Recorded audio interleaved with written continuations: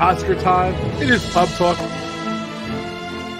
Wait, hold on. This isn't the prediction stream? 23 categories. If I take 18, I will be happy. I'm going to go one better than Adam. I'm going to say I'm going to get 19 out of the 23 right.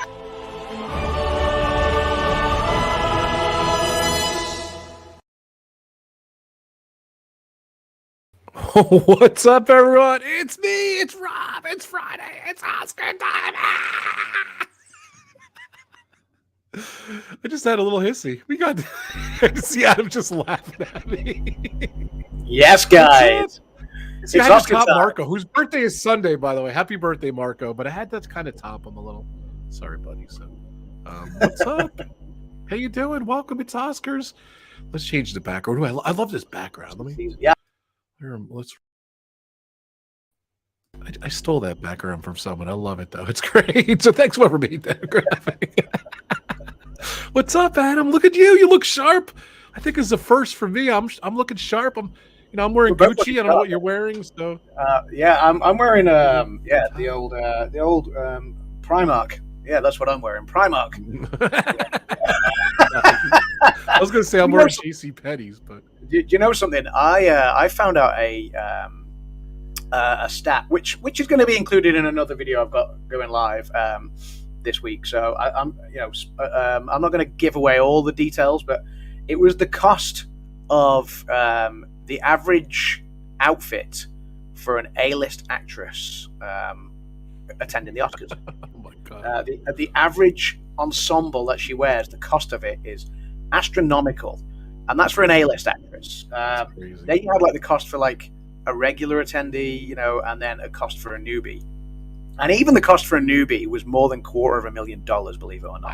That they just gave it away. I won't give away the rest of it, but yeah, some of the costs are astronomical. So if ever I get to go to the Oscars, I'm going to feel so smug turning up with £100 suits, with £100 tux, and just being like, "Yep, more money in my pocket to spend at the bar."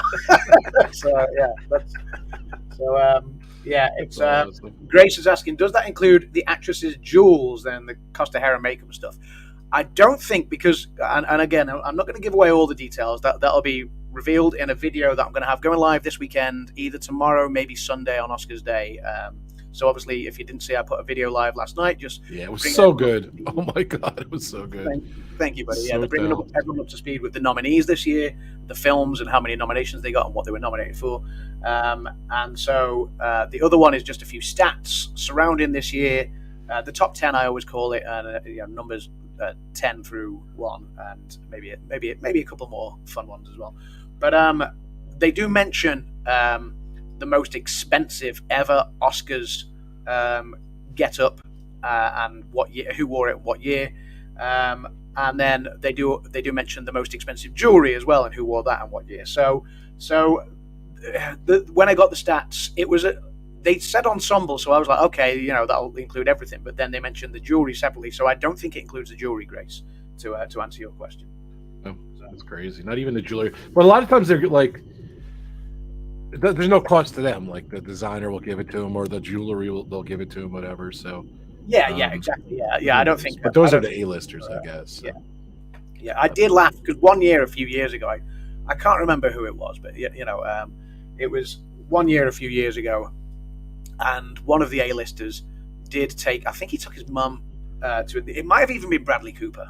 I think he took his mum.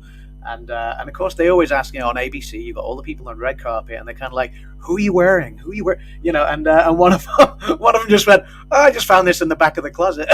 I thought it was such a great answer when everyone else is saying they're wearing Gucci or they're wearing, I don't know, some kind of pretentious name that, from Italy or France or whatever. Yes. That we don't care about. Then it just made me laugh that someone was just like, I'm not wearing anybody. I just found this in my wardrobe. Awesome. So I was like, yes, keep it real. That's what I would do. Too funny. So what's going on? So, all right, let's make the big reveal now before anyone leaves. I want people to know the severity of your last month. How many movies have you seen of the nominated movies, Adam? Everyone always wants to know that. That's the big. Everyone always wants to know. That's the Okay, big so note. this year there was actually I thought there was less when the nominees were announced. I thought there was less films nominated this Right, year. that's what you said. Actually, Yep. Yeah, it's actually more. Last no, year there was, really? Last year there was 53 movies in total. And when I say movies, I'm including documentaries, documentary features, documentary shorts, live action shorts, animated shorts, etc. So I'm including everything, even the ones that I just nominated maybe for best song, whatever. There was 53 last year. There was 54 this year. There was one extra film this year. I couldn't see everything this year. But the Oscars didn't happen yet, so yeah, time didn't permit. No, yeah, exactly. obviously it's before the show. Usually, you like to get it in. Yeah, but before I give my number of what I'm at so far, I know I will see at least one more before the Oscars on Sunday, because one of them that I've not got round to seeing yet is actually on British TV on Sunday before the Oscars. Oh wow! Okay. Yeah, okay. at like 5 p.m. or something on Sunday. That's of course, awesome. Oscars is like what, midnight, 1 a.m. So it's Not here. yeah, no, but obviously UK. So I will be able to see at least one more. But out of the 54 this year, and given that I've been making a film myself, I worked all through Christmas and New Year to do that. I didn't start my Oscars run until January this year. And when the nominees were announced, I looked through the list and went, okay, great, I've seen like 4 so far. Oops. Whereas last year when the nominees were announced, I was like, I've seen 20. But Awesome. this year I saw 48 so far. Oh 48. I'm going to put in the chat too. You don't go watch it now. Watch it afterwards. But I'm going to put it there. That's the Oscars nominee roundup you did. So good. It was all the majors that you put in there. You talk about and everything. So good, dude. By the way, put up your volume a little bit. You'll seem a little bit distant. So. Okay. Well, what I'll do is I'll just bring the mic just a bit closer. Hopefully that will be a bit better without affecting quality.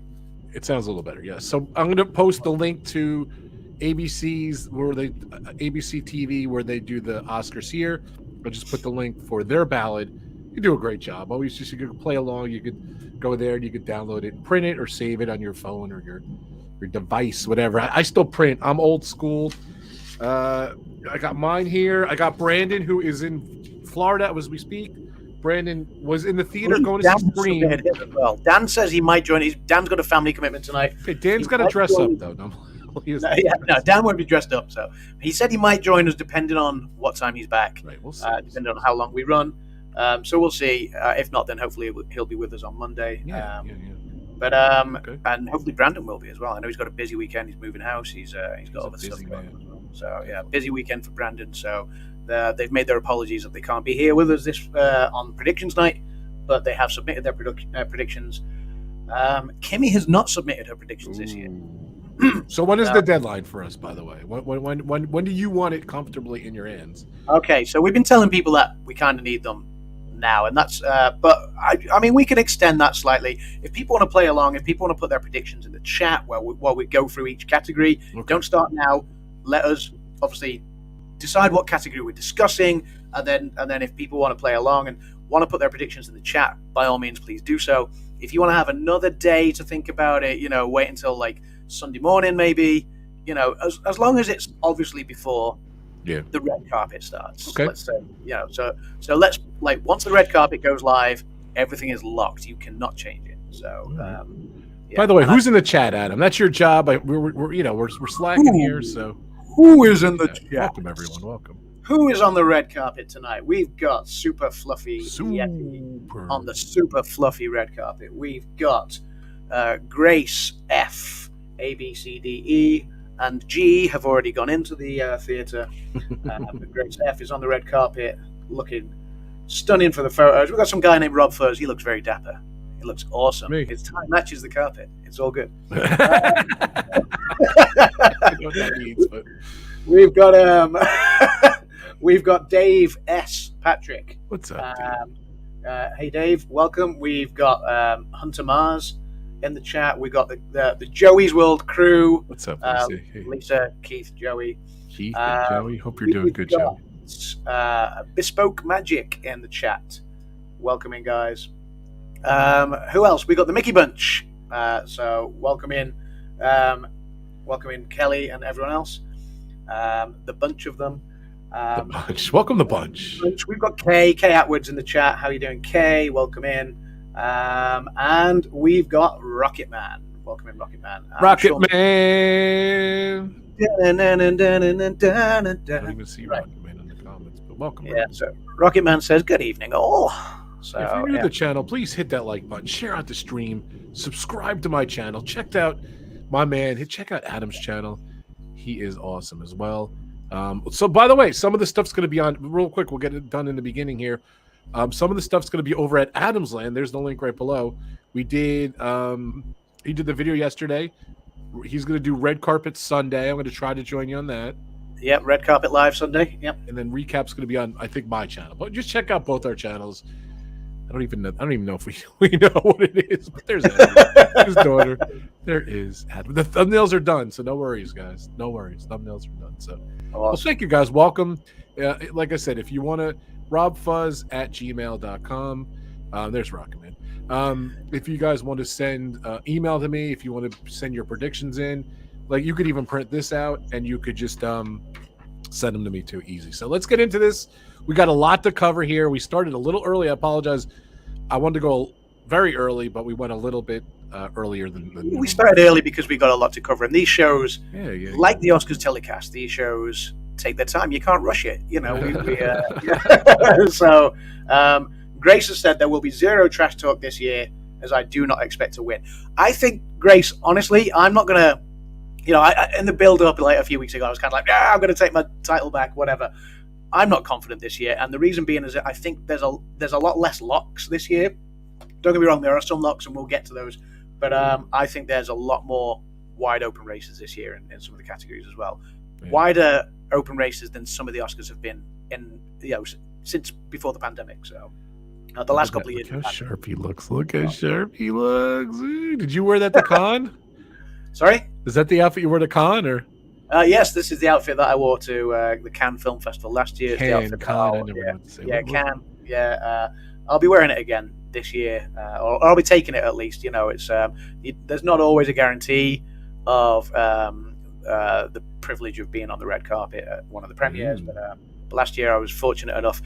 I mean, it was crazy last year because we got straight off the flight. We had to go straight to a lunch meeting, and then we had to go and get changed. And so I got into the theatre in Cannes last year, and I'd been awake for a ridiculous number of hours. I think I'd not slept the night before, or maybe I'd got like an hour or two sleep. That's crazy. Staying awake in a movie theatre, in a really warm movie theatre, like when you've come out of average kind of spring temperatures in the UK, and you've got to Cannes, which is more like, the sun's beating down. It's like being in California or Florida or whatever. Like, it was hot.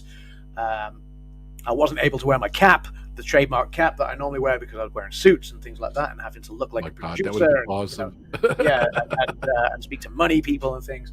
So I was getting sunburnt on the head, and then we were tired. My feet were aching because I was wearing brand new shoes that I'd not had time to fully bed in. My legs were tired. We were dragging suitcases up and down because we haven't even managed to go and check into the hotel yet. And we had to go and get changed into our tuxedos, get on the red carpet. And it was crazy. And so then all the hustle and bustle of the red carpet. And then we got into the movie theater, and I was like, don't fall asleep. Do not fall asleep.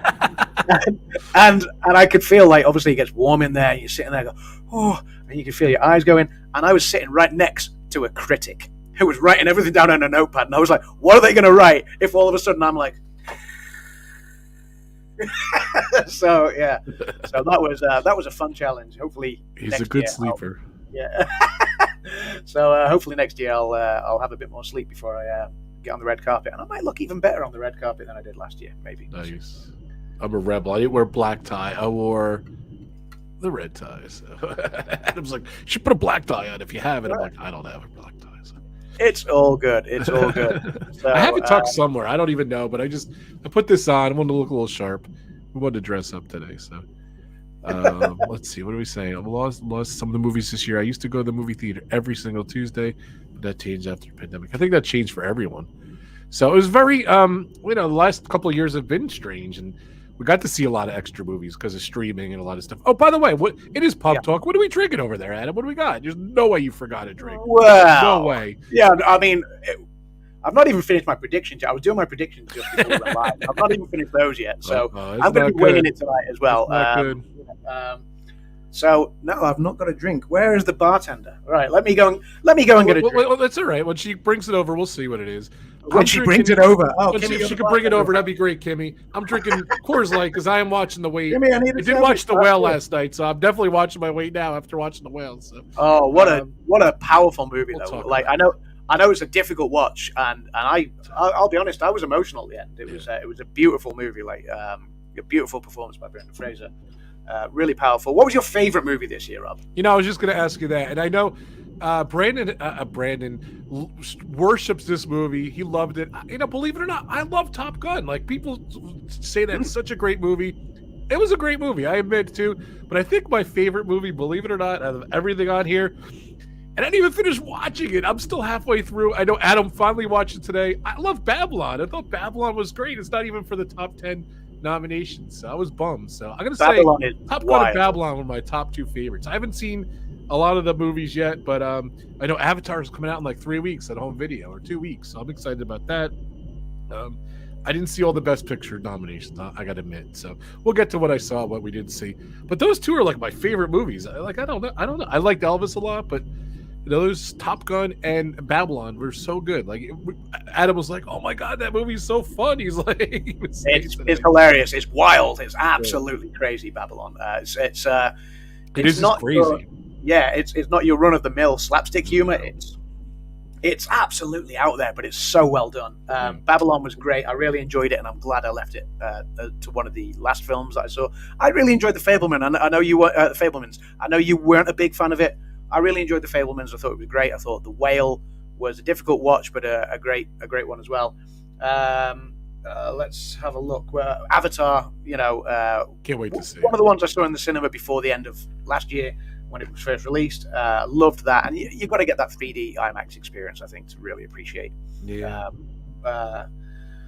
what James Cameron did and why it was delayed for so long. Before they got it made. So there's been some great ones this year. There's been some ones that were just kind of okay. Favorite but movie, there always is. But favorite movie. Favorite movie. Oh God. You can say top 2. I gave top 2. So top 2. Okay. Fabelmans was good. I was just disappointed. I thought it was going to be so much more. So let me take a look. This is the man who saw almost all of them, ladies and gentlemen. I now I've got to remember what I have seen and things like that. So. If I can find it again. Let me come back to me on that. The favorite movie. I mean, Grace says 3 guesses of what her favorite movie was. I mean, it can't have been Elvis. It can't have been Elvis, Grace. Yeah. So Elvis was good. I wouldn't say it was my favorite. Maverick was. I enjoyed Maverick more than I thought I was going to. But this is the Oscars.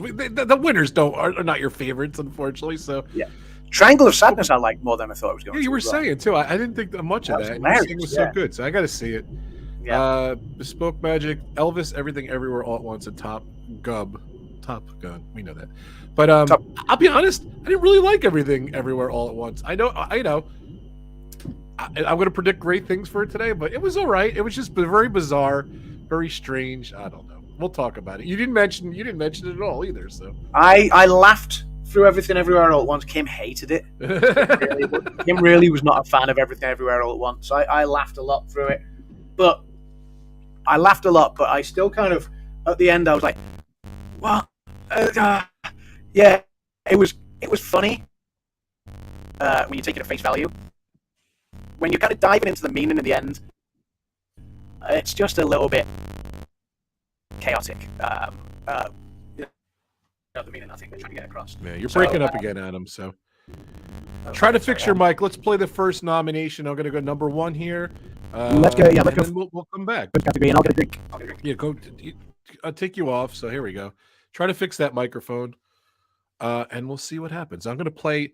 Adam did his usual amazing banners again this year, so of course I can't find it.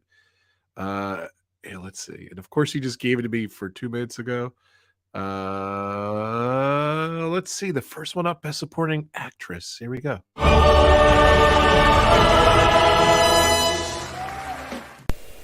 Here are the nominees for Best Performance by an Actress in a Supporting Role.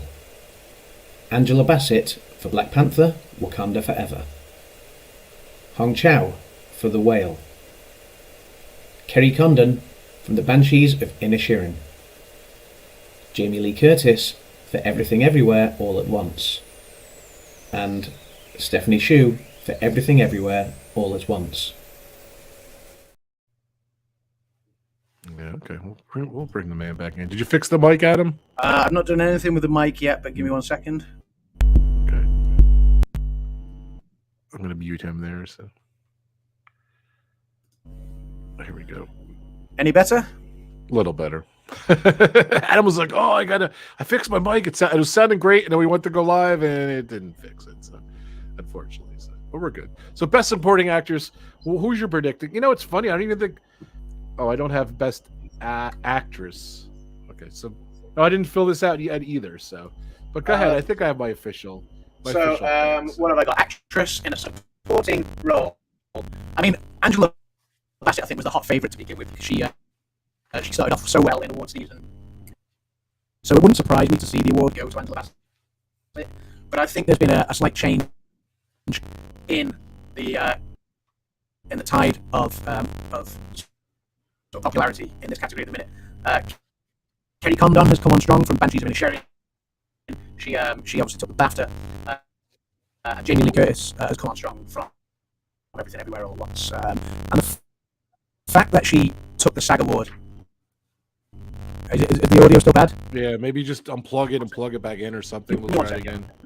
I'm going to mute you there, so if you want to do some stuff. So, sorry, guys. He was doing some settings before. This is the man who really... Let's see what you guys are saying. So, Grace is saying she doesn't understand everything everywhere all at once as well. So, bring him back in. Okay, say something. Test. Anything? When you turn your head, we're missing what you say. That's true, Grace. I've told them. Okay, right. Okay, so is that better? Go back to where you were. Go back. Yeah, right. How about now? That's perfect. Right there. Stay Yeah? right there. Yeah. Perfect. Right. Okay. So yeah, as I was saying, Angela Bassett was she started award season so well. She was really strong at the beginning, and so it wouldn't surprise me to see if she took this award. But I don't think she's going to. I think the tide of support has changed in this category. Obviously, we saw Kerry Condon from The Banshees of Inisherin. She took the BAFTA award, and then Jamie Lee Curtis took the SAG award. I think the way it's going, I think the SAG is going to be the precursor for this, and I can see Jamie Lee Curtis taking this one.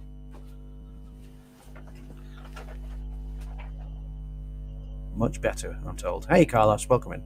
Hey, Carlos, welcome to the stream.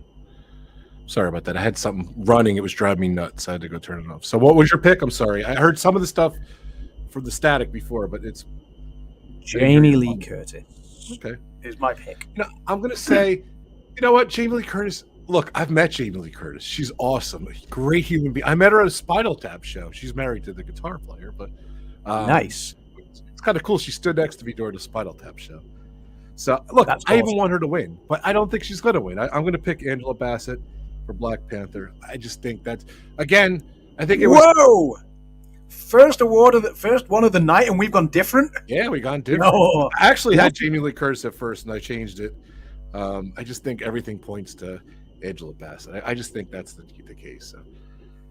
Not 100% my final vote on this one, but I think she's going to win. I don't know. I love Jamie Lee Curtis, and I hope she wins. I think it's going to be a big night for Everything, Everywhere, All at Once. But I just don't think, I think because there's two actors in there, they might rule it out. Who knows? Who the hell knows? You never know with the Oscars. But I'm gonna be different. And Kerry Condon's in the running as well. Let's not forget she won the BAFTA.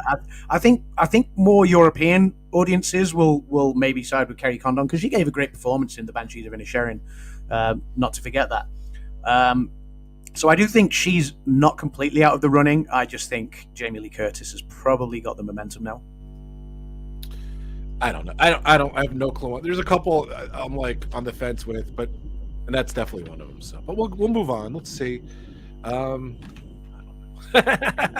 You never know. Like I said, I hope Jamie Lee Curtis wins, but I don't think she's going to win. I think they're going to give it her.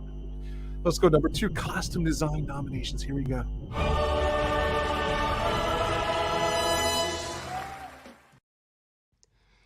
are the nominees for Achievement in Costume Design. Babylon, Black Panther, Wakanda Forever, Elvis, Everything Everywhere All at Once, and Mrs. Harris Goes to Paris. I pick Ma Rainey's Black Bottom. I love Kimmy's voice. Hey, Kimmy. Hope Kimmy's doing good. You're starting to get staticky again, unfortunately. So I'm starting to get static again. yeah, it's just weird. It kind of like goes like digital. It's just weird. I don't even Okay. think it's a I mic. mean, I can change it to a different mic if you want. Yeah, if you could, let's try that. So I'm gonna mute you. Go ahead. Do it. Change the mic. I muted you so we don't hear anything. So I'd rather have you with the different mic. So all good. So I'm gonna go over my pick. I picked costume design. I picked Elvis. I don't know. I think Elvis is going to get some love, but it's going to get some love in the subcategories, So we'll see. I'm not sure. I'm not sure what Adam picked. So let's Test. It's a little echoey, but we'll take it. Yeah, go ahead. Yeah, it's going to be echoey. I mean, I can try one more microphone as well, but okay. So costume. What did you say you went for? Elvis. Elvis, yeah. This one's a tricky one. This one's one that I've not fully decided on yet. I think Black Panther Wakanda Forever is going to be in the running. As I recall, the original Black Panther took this award in 2018. So it wouldn't surprise me to see Wakanda Forever take this one. Babylon, the costumes are great. Elvis, the costumes are great. I don't think Mrs. Harris Goes to Paris is in the running, which is a shame because the entire film's about fashion. You know what? You're breaking up again. I'm going to remove you and come back in. How's that? I'm going to totally knock you out, and then you come back in. All right? Here we go. Just, let's see. I'm going to kick from the studio. I'm going to kick him out. Kick the guest. All right. So it's just, I'm sorry, guys. Obviously, it's not his mic because it's just doing some weird other thing. So I don't know. We'll see. He'll bring him in. So I don't know. He's undecided on some of these. You would think he would have a better understanding of what he wants. So we're gonna come back to that. I don't think we got his response, but I'm gonna do the next banner while we wait for him, and then we'll get both of them. We'll get two of them. So sound is next. Let's go for it, guys.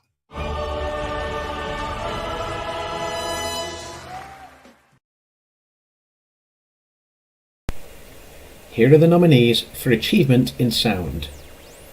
All Quiet on the Western Front, Avatar, The Way of Water, The Batman, Elvis, and Top Gun Maverick. Yeah, I'm just turning on the microphone. It's so sad. You're better here on this thing. I'll just do it from here. Now give me 1 second, okay? You got it. All right, I'm gonna. Well, we'll leave you on there. So, who did you pick for the last one though? While you're working on it. This isn't my locked in answer yet. For costume, yeah, costume. What did you pick for costume? This isn't locked in yet, but I'm leaning towards Black Panther. Okay, so he has Black Panther. He actually looks really good here. Look how sharp he looks. This is a different angle here, so really cool. All right, and then what did you pick for best sound? What did you think for that one? Have you done sound yet? Have you I just played the video while we're waiting for you. So. Sound.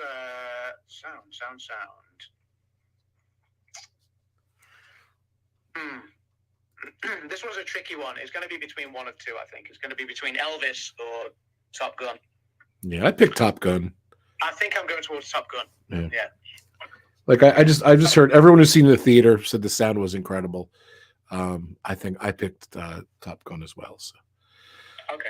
All right, I'm going to play the next clip. You come back in and join us when you can. So, but I don't think it's the mic because it's doing weird things. So maybe reboot or something. I don't know. If I reboot, that'll take a little while longer. So I'll be in a second. Okay, I'm going to play original score. How's that? Original score. Okay. Yep. I'll be there in a minute. All right. Cool.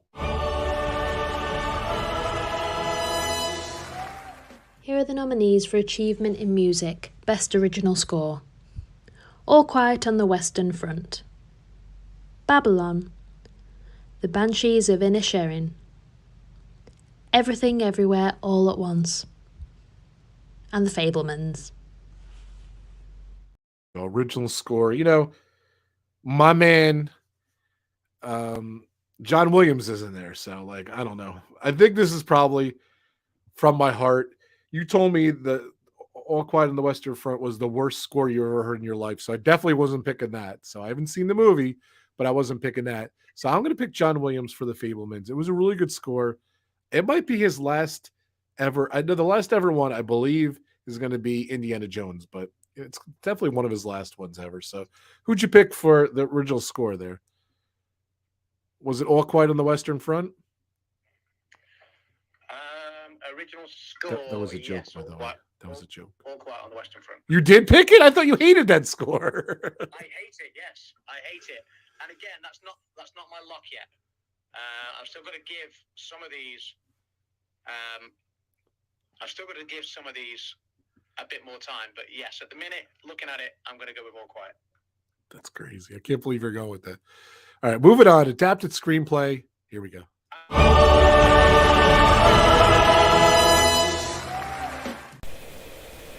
Here are the nominees for Best Adapted Screenplay. All Quiet on the Western Front, Glass Onion and Knives Out Mystery, Living, Top Gun Maverick, and Women Talking. Drum roll, please. Can you hear me okay now? Much better, yes. I don't know what happened. Excellent. Right, okay, so. How was it, by the way? I know Adam saw it the other day. What's that? Living. Living, it was okay. It was a little slow. Funnily enough, going back to the score, I thought the score for Living was much nicer than All Quiet on the Western Front, for example. There's a few of these films where I've seen cinematography is another one. I don't get the cinematography nominations, and there's other films that deserve cinematography nods. Blonde being one of them. And there was another one I watched where the cinematography was so much better. But that's we'll get to that. But so which is this adapted screenplay? Did you say? I believe so. Yeah. Adapted. I'm going to go with All Quiet on the Western Front. Okay. Yeah. I think where are we? I'm just trying to look. This was original screenplay because we did score then original screenplay. Sorry. Oh, original screenplay. My bad. Okay, yes. I'm sorry. So original screenplay. Where are we? What are the options? Original screenplay. So we've got The Banshees of Inisherin, we've got Everything Everywhere, Fabelman's Tar, and Triangle of Sadness. Very interesting that the 5 nominees for Best Original Screenplay are also the 5 nominees for Director this year. Yeah. All of them are writer-director. Martin McDonagh wrote and directed. The Daniels, obviously, with Everything Everywhere. Spielberg shares this one with Tony Kushner. Obviously, he doesn't share the directing credit with him, but Todd Field, writer-director, and Ruben Östlund, writer-director. Original screenplay, I love Triangle of Sadness. It won the Palme d'Or at Cannes. I would love for it to take this, but I don't think it's going to. I think... and I'd love to see Banshees of Inisherin take this as well. I prefer them both as stories. Sadly, I just think the Daniels are going to take Everything Everywhere all at once, because I think Everything Everywhere has had such a strong awards season. I think it's going to dominate on the night, which is my personal opinion. I think it's a shame, but that's where I see this award going. So I've gone for Everything Everywhere all at once. Literally the same as me. So I think there's the spoiler. Everything Everywhere all at once is going to just cream, like just slaughter everything. So it's such a steam. We're echoing for some reason. I don't know why. You're echoing. That might be my audio. Give me 1 second. Let me try and change my audio. Maybe to put it in your ears. There we go. How's that? Better? Yeah, much better. I'm sorry. It was driving me nuts. So I'm. There's spoiler alert. I think it's gonna. It's just been the momentum of that movie. And that's why we wait till That's why we wait till Friday at 4:00 to pick our nominations, because you think about it, you watch the other award ceremonies, you see how they do. See what the critics say. See, I do a little research. I look and see what people say. And you know what? I picked the 2. Original screenplay, Everything Everywhere all at once. So let's do adapted screenplay. Let's do adapted it.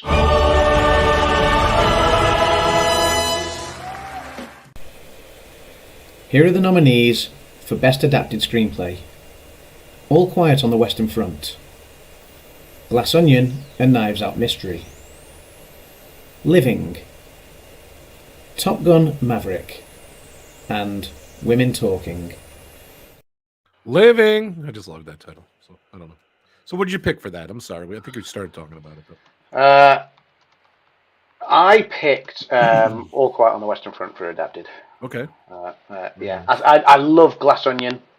I think Glass Onion, that's possibly one of my favorite films of the year. You did say that. You did tell me that. Yeah, Glass Onion was brilliant. I really, really enjoyed that one. So that's one of my top films, I think.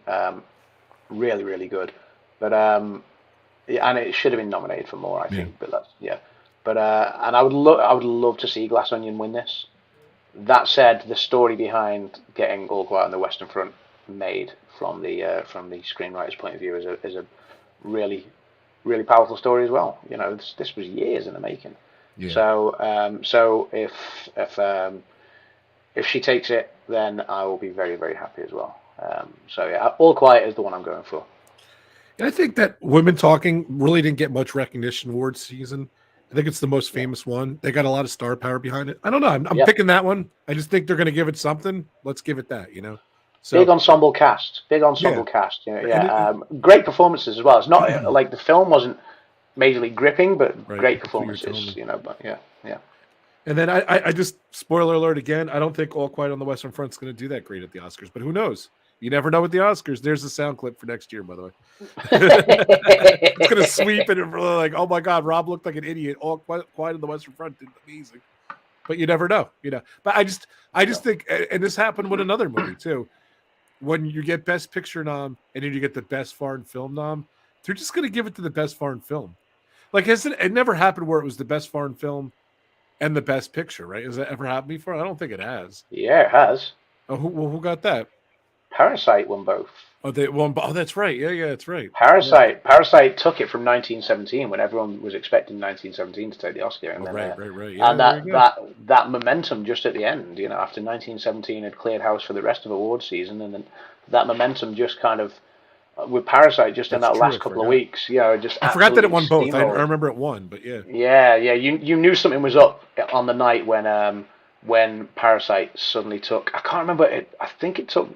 It took 2 awards that it was expected to take, first of all, which was the writing and international.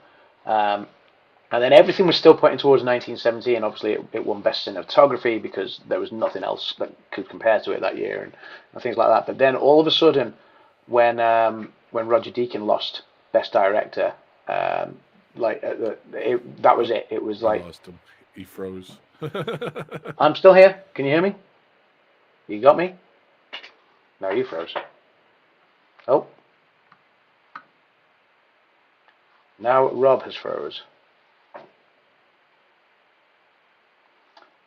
Okay, looking at YouTube, it looks like I'm still moving and Rob has froze. I'm back. I don't know. Oh, there you are. Okay, yeah. So, yeah. I don't know. Yeah, I was looking at YouTube, but I could see that I was still moving and you'd frozen. So you were frozen. I was still moving. So. Yeah. Wow, so we're having a great stream here, guys. Yeah. Great said it was your end this time. Thank God. I was like, not more technical problems.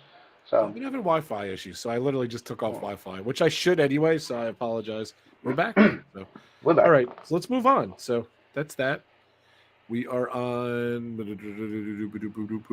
Wait. What category was that again? Adapted screen. That was adapted. Yes. So All Quiet is the one. So yeah, I was just saying, All Quiet. I don't think it's not gonna pull a Parasite. So live action short. Here we go.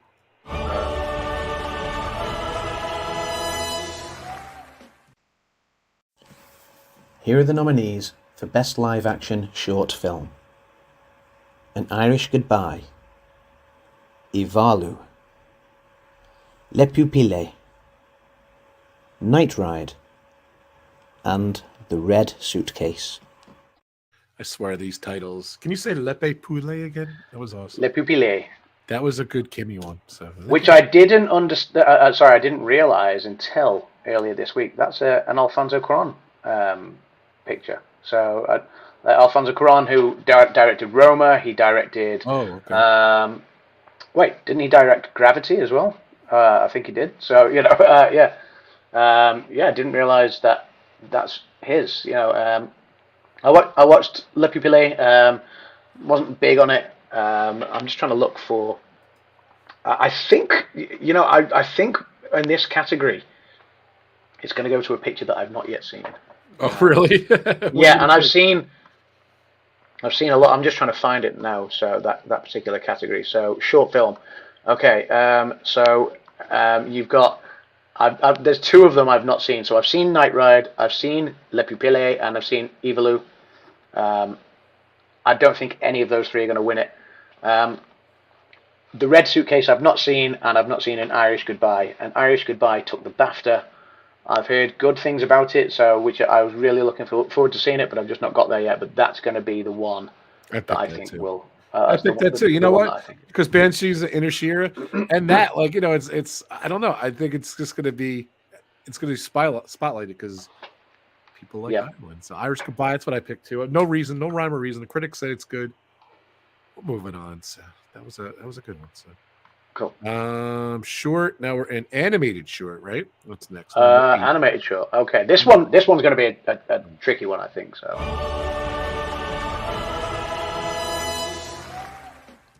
Here are the nominees for Best Animated Short Film. The Boy, the Mole, the Fox and the Horse. The Flying Sailor. Ice Merchants. My Year of Dicks. And An Ostrich Told Me the World is Fake and I Think I Believe It. I think I have my new Ma Rainey's Black Bottom right there. Yeah, you do. It's so funny that you gave Kimmy that one too. So I remember when they announced those, and your face was just. It was so funny. I've seen all 5 of these. Wow. I've seen all 5, and Grace. I wanted to pick An Ostrich Told Me, says Grace, and that's probably my favourite one out of all of them. An Ostrich Told Me. But someone told Grace to pick My Year of Dicks. My Year of Dicks is really good, actually. It's like Kim asked about that one the other day. She said she wasn't a fan of the style of animation, but she understands why it's such a great picture. I think this one's actually going to be, as much as I like An Ostrich Told Me, and that's probably my favourite one, I don't think it's going to be Ice Merchants, and I don't think it's going to be something Sailor. It's going to be between the Boy, the Horse, the Fox, and the Mole. The Boy, the Mole, the Fox, and the Horse. Yeah, all those animals. The Boy and all the animals, and it's going to be between that and My Year of Dicks. I'm leaning towards the Boy, the Mole, the Fox, and the Horse. Yeah. I think that's just more recognized. Like John Fuzz, my son, he read the book in school. He said it was pretty good. Yeah. So I'm leaning towards that one. Okay. That's where I've not locked that in yet, but I think it's going to be between those two, and I'm leaning towards the Boy, the Mole, the Fox, and the Horse. Yeah. So animated short, that's what we just did. So we're going to move on to Best Supporting Actor. Big one. Here we go. This one's going to be interesting.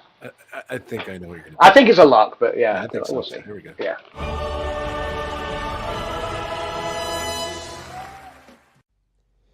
Here are the nominees for Best Performance by an Actor in a Supporting Role. Brendan Gleeson in The Banshees of Inisherin. Brian Tyree Henry in Causeway. Judd Hirsch in The Fabelmans. Barry Keoghan in The Banshees of Inisherin. And Ke Huy Quan in Everything Everywhere All at Once. It's short round. It is Data. Come on. Who's not picking?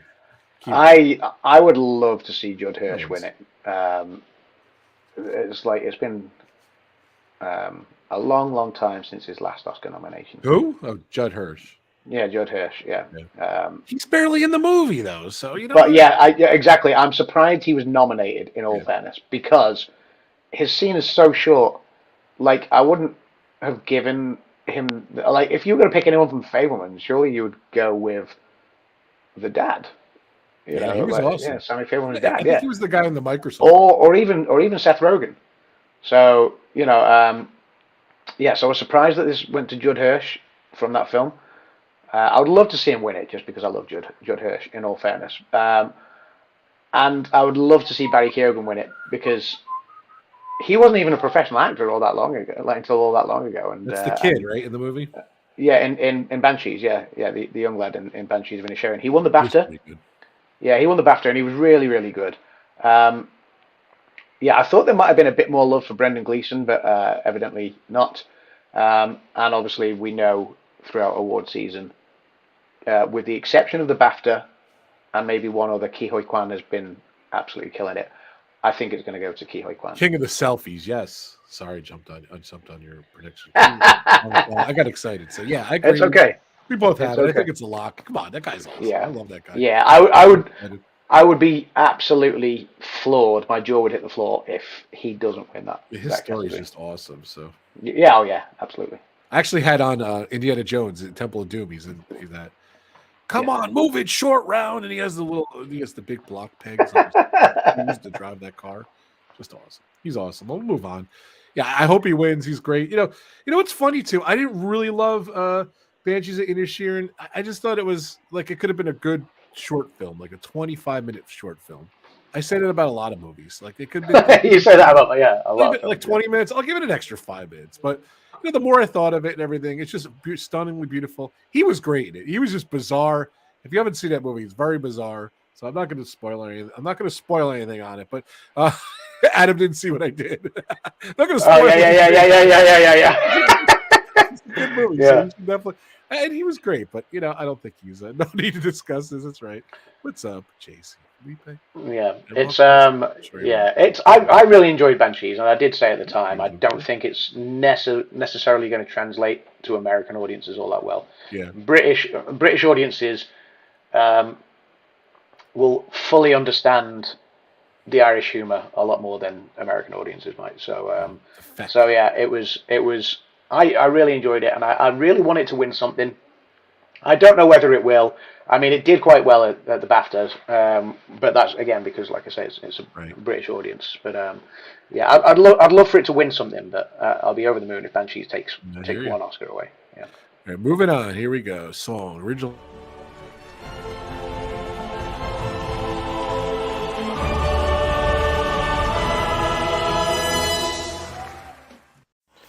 Here are the nominees for Achievement in Music, Best Original Song. Applause from Tell It Like a Woman. Hold My Hand from Top Gun Maverick. Lift Me Up from Black Panther Wakanda Forever. Naatu Naatu from RRR. And This Is a Life from Everything Everywhere All at Once. Ironically, Lady Gaga has a song called Applause. Ironically, so. Ironically. I mean, surely it's got to go to Diane Warren. No, it's not going to go to Diane Warren. We talk about Diane Warren every year. She's like our hero. She's never getting it. So yeah, what is her thing? She's got the most nominations ever, right? Well, not ever. No, no, she can't have the most nominations ever. But she or are you talking about song? I mean, she is. Song, yeah, Diane Warren, bless her. I mean, this is what her 14th nomination. She did actually finally win an honorary Oscar. She was given an honorary Oscar in November, but she wants to obviously win the one that she's voted for. This is her 14th nomination. She's yet to win an actual Oscar, and she's not going to win it this year either, unfortunately. And I'll cheer the day she finally wins one, because it's long overdue. Bless her, but. Yeah, I think it's going to be a toss-up between Gaga and Hold My Hand or the song from Black Panther. I think it's going to go to Gaga, though. That would be my... That song's boring. I don't really like that song. Yeah. I love Gaga. I wish she won for, what's it called? The last nomination she had. That was great. So... what was the last one she had? I'm on the deep end. She won that one. No, she didn't win that. She did. She didn't win. Yeah, she did. They won for Shallow. Did she win? She won for Shallow. Yeah, she won for Shallow. Yeah. Are you sure? I promise you, she won for Shallow. Yeah. Shallow was good. This song. That was a lock. Look, yeah. This is my favorite song of the list. I just, for some reason, Not To has that from RRR. I couldn't even tell you anything about it, but I picked that because it won so many awards already, which is kind of RRR should have gone RRR should have gone in for Best International, and it would have really opened up that race wide up. I watched RRR, even though it's only nominated for this one song. I watched RRR, and it's over 3 hours long. Oh my It's a God. ridiculously long film, and I didn't think I'd enjoy it as much as I actually did. That's And it really deserves more. I can't believe it's not in the running for Best International Feature. But yeah, so RRR, Natu Natu actually had quite a bit of love in the early stages of awards season. It's kind of tailed off now, though, so I think Hold My Hand is going to take it. Natu Natu still has more of a chance than Diane Warren, though, I think. So yeah. Nice. I love it. Yeah, so there we go. Yeah, nothing on Susan Lucci when it comes to 21 noms and 1 win. That's the difference. Diane Warren is still yet to have that win, and and it could. Thank you, Dave. By the way, Road Trip Dave's in the house, looking snazzy there, Rob and Thank Adam. you so much, Dave. Yeah, we like to make the effort for the Oscars. So Nice. yeah, we're doing a new thing. This is a classy pub, a classy establishment, ladies and gentlemen. So with the By the classiest way- of beers, Bud Light. Yes, I love it. Oh, is that what you're drinking? Bud Light? Wow. It was the first thing I grabbed in the bar. So I just went. Yeah, I was trying to be quick. So yeah, it was the first thing I By grabbed. the way, let's check out my amazing sponsors. I didn't even mention these guys earlier. DG Explorers, they go live every Wednesday, 8 o'clock p.m. Eastern time. They just went on a cruise. They've been having a blast doing it in life. I love watching the cruise stuff. So go check out Derek and Gregory, my buddies, DG Explorers. We've got Disney Circus Girl Ray. She's awesome. She just posted. She's got a crazy dog named Ozzy. Go check out her channel. She is awesome. She does a lot of Disney, Disneyland Paris stuff. She's awesome. Of course, Donna Jaworski, Dinners with Donna. She's awesome. Go check her out. She goes live occasional Sundays. So we wish Donna and Richie the best. We love you guys. So check those guys out. Check out those sponsors. All right, moving on. Sorry about that. Anything else? Classy pub talk. Don't kid yourself. They're wearing. That's true. I am not wearing pants. I am wearing pants. I'm wearing shorts. So. I just replied to Grace there. I'm wearing shorts. So. It's too funny. So. I'm not wearing any. There you go. Nice. Too funny. Moving on here, guys. You guys are funny. Thank you guys so much for watching us. We love this show. I think this is my favorite show of the year we do. Pub talk wise. So. Yeah, pub talk is our staple. International feature. Here we go. Let's get into it. Here are the nominees for Best International Feature Film. All Quiet on the Western Front, Germany. Argentina, 1985, Argentina. Close, Belgium. EO, Poland. And The Quiet Girl, Ireland. I don't even think we should waste time on this. What do you think? I've seen 4 out of the 5 in this category. The only one I've not seen is Close from Belgium. Okay. So I've seen EO from Poland. God, EO it's Poland. I think this is like Poland's 13th international feature film nomination, and they were close to being the Diane Warren of the international world until they won. I think it was about 4 or 5 years ago. They finally won one. EO is a very weird film. I'm glad I watched it without Kim because Kim would have hated it. It's a very, very, very bizarre film. I don't even know if the filmmakers knew what they wanted EO to be. It was weird. At one point, I was like, "Are they trying to make a Halloween movie with a donkey?" It was weird. So I don't So want to waste time on this one because Yeah. come on, it's so obvious.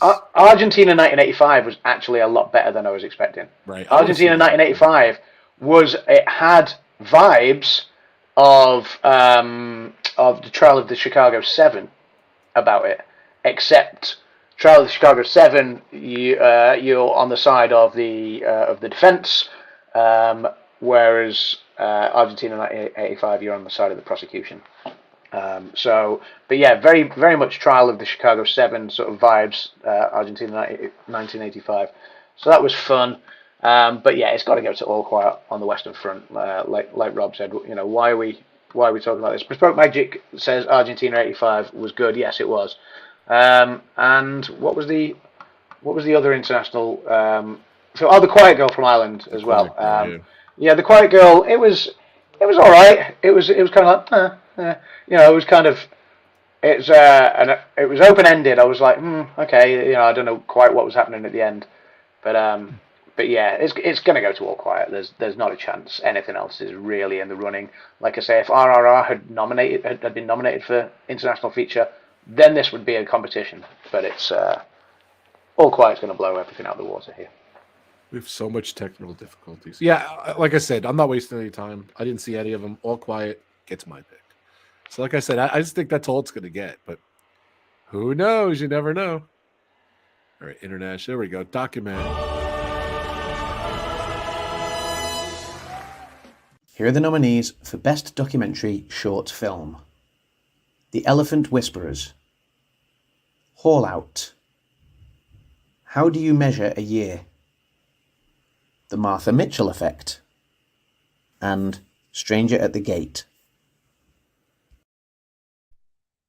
What'd you think for this one? Have you seen any of these? Or Yeah, right. I've seen 4. I've seen 4 out of the 5. Bragger. I wanted to see How Do You Measure a Year, because that one sounds actually quite interesting. I really Sounds really wanted cool. to see it. Yeah, it does sound really cool. Let's talk about it. So, How Do You Measure a Year? It's a dad, and he took photos of his daughter every year for I can't remember how many years it was. Like Not photos, like video, I think too. Oh, it was a video? Yeah, video. Like on her birthday every year, wasn't it? And it's I mean, if you remember going back maybe 7 or 8 years ago now, there was a film in the Best Picture category called Boyhood, which was a similar project. Boyhood was they started filming, I think, when the kid was 5 years old, and they filmed for 12 or 13 years. Like they would get together once a year and just do almost like a short, and it became the whole feature film. So it went through the kid's life up until he was 18. Yeah. And I loved Boyhood. It was a long film, but I absolutely loved that film, and I wanted it to do well. So I was really looking forward to seeing this as a documentary short and seeing how it went. Arquette won her Oscar for that movie, Grace. That's exactly correct. Yeah.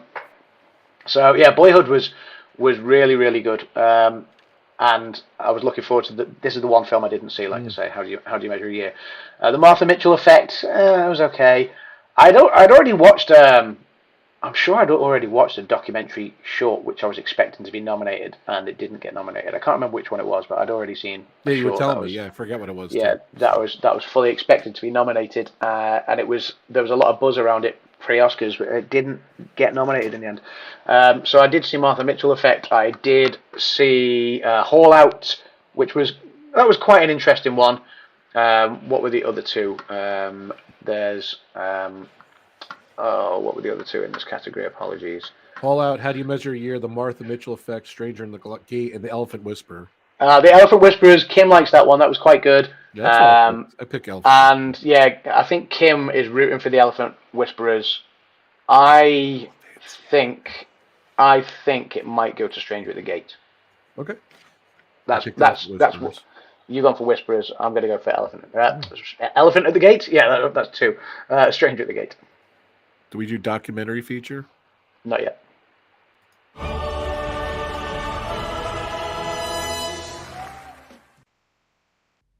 Here are the nominees for Best Documentary Feature Film. All That Breathes, All the Beauty and the Bloodshed, Fire of Love, A House Made of Splinters, and Navalny. I've seen all 5 of these. I've seen all 5 of these. Yeah. All That Breathes, I was not into. All the Beauty and the Bloodshed was quite good. A House of Splinters was quite good. And Fire of Love was quite good, but this has got to go to Navalny. There's nothing else that. Yeah, you were telling me. I started watching. It was really intense, really good. Yeah, so I picked that really intense. So. Yeah, Navalny. It's quick 2-second synopsis of it. Navalny. So it covers. It was a politician in Russia who went up against Putin, and it just highlights the corruption in Russia that is on a level that you can't even comprehend. It's It's really good. Yeah. All right, as I picked that too. So here we go. A lot of people love this one. So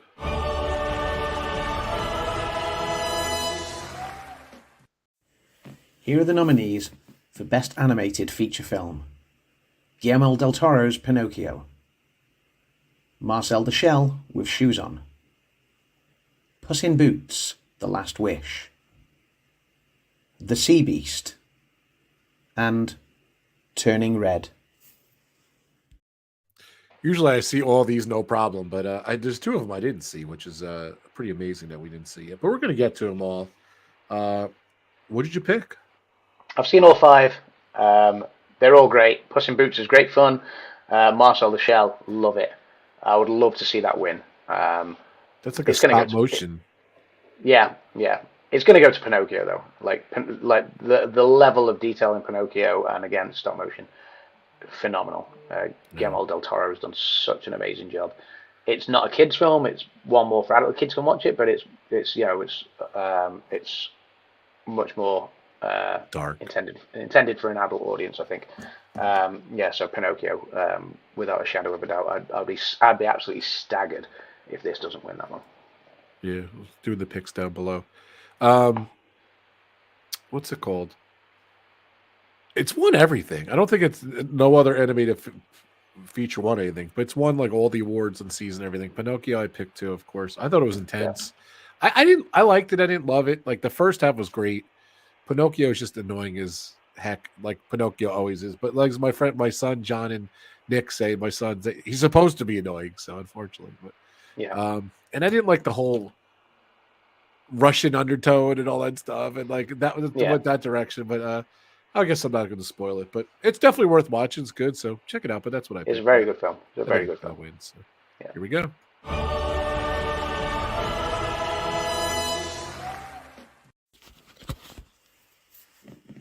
Here are the nominees for Achievement in Makeup and Hairstyling. All Quiet on the Western Front. The Batman. Black Panther, Wakanda Forever. Elvis. And The Whale.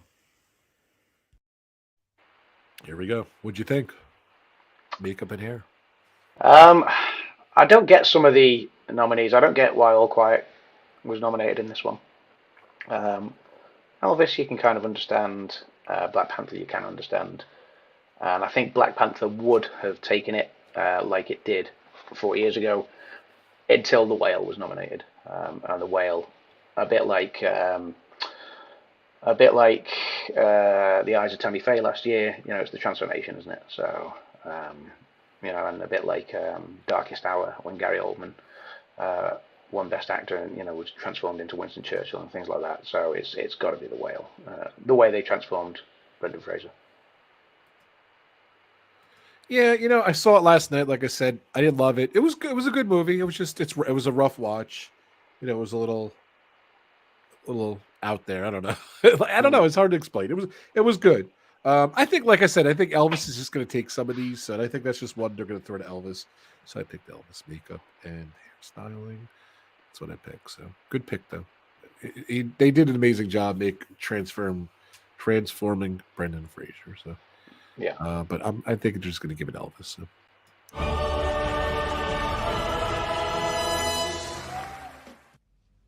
Here are the nominees for Achievement in Production Design.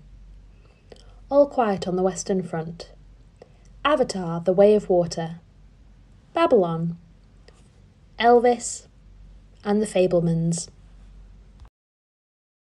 I don't remember what I picked here because I have your list online, and then I did my little list here. So you go first. I'm going to look and see what I picked. This is one that I've not locked in yet, but I'm leaning towards Babylon. I think Hollywood are a sucker for anything that kind of relates to them. Right. This is the one. This is the one when Dan famously claimed that he thought Once Upon a Time in Hollywood was going to absolutely sweep the Oscars. This was the one it won. Oh, it wasn't the only one. I think Brad Pitt won an award for that film as well. But right. It won production design because Once Upon a Time in Hollywood. La La Land won production design because La La Land. This, I think Babylon is the one that's going to take it, and rightly so because the production design is fantastic. So. Yeah, it's what Babylon you were saying. I'm going with Babylon. Yeah, I think that's the one I picked. I'm trying to find my online ballot here, and then my paper ballot. I just didn't fill it in, but yeah, I think that's two. Again, I was continuing watching it today. I'm watching it like a soap opera, like because I just love it so much. I don't know why I love this movie so much. Bespoke Magic are asking, what does production design mean? So it's kind of like the overall look and feel, so it's things like it's things like your set design and your locations and things. Yeah, I think I lost you again.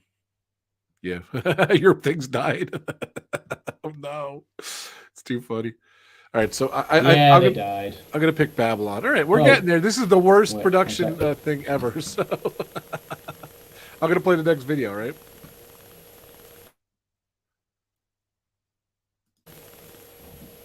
Go ahead, say something. Yeah, I can hear you now. Can you hear me? Well, echo. Yeah, just maybe turn your volume down. Yeah. But yeah, I think I'm gonna say Babylon. I'm not sure. I gotta double check that one. So let's do this. Phil, you have to say anything else for that one, or because I can just keep flying through these. So. No, I think Babylon's the one. Like I mean, Elvis is I think also in the running, and what was the last film in that list as well? Fabelmans. Fabelmans, possibly, but no, I think. I don't understand how Avatar is nominated, because Avatar is all to do with the building of the world in visual effects, so I don't understand Avatar's nomination there. I think Babylon's the one. So. All right, moving on. All Quiet's got a good production design as well, I would say. Yeah, I think we both picked Babylon. I think they're gonna, like you said, they're a sucker for things about Hollywood. So, and it really didn't get nominated for much. So I think, like I said, Elvis and that will just get a couple nods. All right, moving on. Editing. Here we go.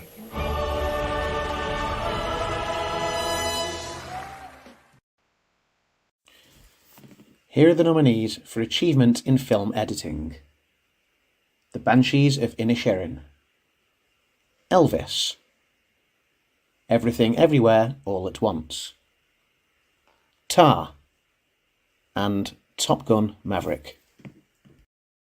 Yeah, I did find it. I did pick Babylon for the last one. So. And this one was film editing. So what do you think? This is one I was really struggling with before we went live. And I'm just having a look now to see if I actually locked anything into this one. I don't know if I did. No, I have hit something. Breaking up again, Adam. Unfortunately. Can you hear me now? It's breaking up. Okay. Why don't you give your pick, and then I'll go, and then you can try it again. I've gone with. I think it's going to go to Everything Everywhere. Every time you say it, it cuts out. I picked Everything Everywhere All at Once. That's my pick. So that's what you're going to pick too? Okay. So every time you say the thing, it cuts out. So funny. So. Give me a second. I'm going to leave for a minute. I'm going to come back. Yeah, come back. Go do that. So that's good. All right. So what do we got here? So film editing. Yeah, I like, again, we said, I think Everything Everywhere All at Once is going to sweep. It's going to do a lot of these subcategories. See what's going on in the chat while Adam's going? I'm sorry, guys. I don't know what's going on. Let's see what's going on here. What are people saying? What's up, Nathan Rena? In the chat here. Thanks, Adams Land. And saying, and what's up, dude? What's up, Dave? I miss you, buddy. Okay, so we're flying through these guys. Film editing, cinematography. I know this is a big one for Adam. I'm going to show the video, and then when he comes back, we'll talk about it. So film editing, we both said Everything Everywhere All at Once. But here we go. Film editing.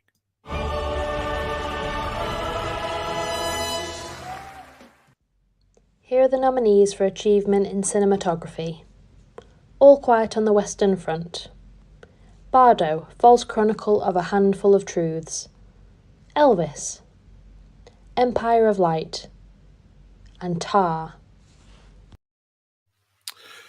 Yeah, cinematography. I picked. It's weird because I want to talk with Adam in this, but I'm going to say I picked Elvis. I think, again, they're just going to give it to them. Again, I don't think All Quiet on the Western Front's going to do that good. I don't even know what Bardo is. Empire of Light. Tar may win it, which is good. Would be good. I believe Adam said it was a good movie, but I'm going to pick Elvis there. I think Elvis is going to win some of those subcategories. So yeah, that was cinematography. The other one was editing. I apologize. As I was playing, I'm like, ooh, is it the wrong thing? But well, good. Adam will be back in a second. So, guys, again, check out. We're going to do, Adam's going to do a red carpet show on Sunday. So go check it out. Adam's Land. If you haven't subscribed to his channel, go subscribe to his channel. And then Monday, we're going to do, I think in the afternoon, we're going to do a recap show. Who won? We're going to congratulate me, see how I did and everything. I'm just kidding. So, by the way, check out the great Marco. It's his birthday Sunday. Happy birthday, Marco. Hope you're doing good, buddy. Brandon's in Disney. Fantastic Years. Go check him out. He's amazing. He has a podcast called Film Code. He is fun. Film Code Podcast. And speaking of podcasts, I am on another Disney podcast. Check it out. AnotherDisneyPodcast.com. Check out the socials, Another Disney Podcast. We put out a show every other Friday. No show today, but next Friday we'll be doing a new show. So definitely check it out. So, of course, my sponsors, D&G Explorers. Let's check those guys out real quick again. I'm going to throw them in here while we're waiting for Adam. They go live every Wednesday, 8 o'clock. Disney Cruises. We got Disney Circus Girl Ray. She does Disneyland Paris. She does the Adventures of Ozzy. She does a lot of stuff. I just named that thing. I just named that show. We got Donna Jaworski. Dinners with Donna. Check out her channel. She is awesome. Don't forget the live plays. Dean, my man, the live plays. I'm surprised Dean's not here today.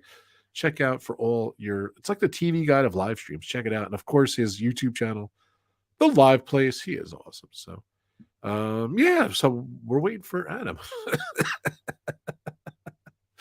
Let's see what's going on here. Same pick everywhere, everything all at once. Bespoke Magic, miss you too, man. Good to see you back on the web. I never went anywhere. I'm here. Just got back. I'm here. Nick did his picks this year. I got his picks. Nick, it's funny. We have a lot of the similar picks. I was looking through yours after I was looking through mine. I don't really want to see anyone else's picks. So, but yeah, Nick did pick for short round and data or data. So there's the thing. Adam's Land. Okay, Bardo cinematography was interesting. Check out and bookmark the live place. That's right, Road Trip Dave. So we missed Dave. Hopefully he'll be back doing some more live streaming. So hold on a second. Let's call Adam. I know what's going on here. It's God bless technology. He lives in England. We're just gonna call him while he's fixing the stuff. While he's fixing the stuff, we're gonna call him. We're gonna call him here. Oh, I look so handsome. Too funny. Yeah, I've been posting some videos I did with another Disney podcast on the channel. So go check it out. I posted 3 of them. I premiered one last night. It's been a lot of fun. So, oh, look at this guy. Oh, he's got his gaming headsets on. I got my game. Can you hear me? Yeah. Okay. Yeah. Okay, it'll have to do. I've gone full Xbox because this is my last option. I have those headsets too because Adam recommended it to me, and it's so funny because they light up if you plug a battery in, they light up, which is very bizarre. So, but you have to plug a battery into them, so they're not USB things. So maybe I think you got to light them up. Mine's USB. Yeah, I know, but they don't light up unless you plug it in though. So the headphone jack and then the USB. So yeah. You got to plug the USB in. Right. That's cool. All right. So what do you pick for cinematography?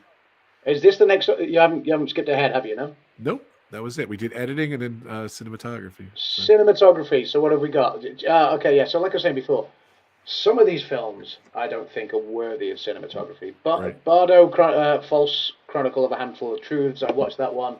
I didn't get it. I was like, okay, fine, whatever. That's what people are saying in the chat. Elvis, I'm not sure.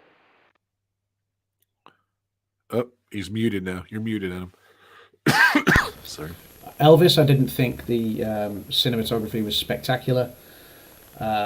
Empire of Light, I don't get the cinematography. Empire of Light is the same cinematographer and director of 1917, which was amazing. We were talking about that before. Empire of Light was a good film, but I don't think it was a cinematography worthy nomination. Like I say, Blonde was far better with the cinematography, the Netflix film. And there was another one, I can't remember which one. So yeah, and then Tar. Again, I don't get why it was nominated for cinematography. Right, you're saying. There was a few good shots in some of these films, but nothing groundbreaking. I think All Quiet on the Western Front is going to take this one. So, okay. I think that's the best of an average bunch, I guess. My prediction: I don't think it's going to do anything. It's going to do squat. All Quiet on the Western Front's going to do lousy. See, I keep doing these clips, so Eventually, you're going to do a new So intro. yeah. So And if yeah, I'm wrong, it's going to look. You're trying to tee me up for a new intro. Yeah, baby. All right, so I picked Elvis. You picked All Quiet on the Western Front. Okay. All right, so visual effects. Here we go. And this is an easy one too. I don't think we should spend much time on it. So.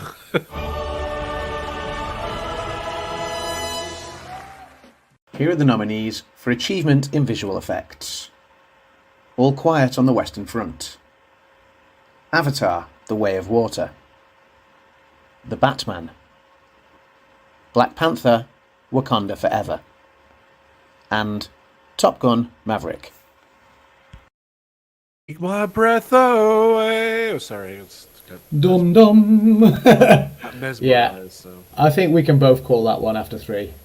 yeah, 1, 2, 3. Avatar. All Quiet on the Western Front. I'm joking.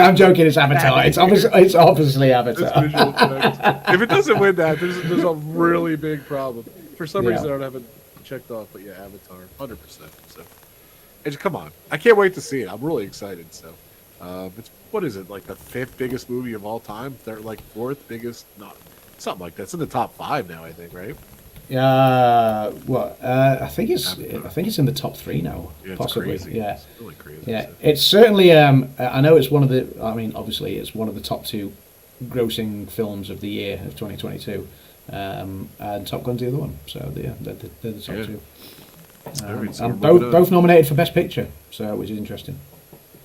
True. All right, here we go. The big 4. Here we go, ladies and gentlemen.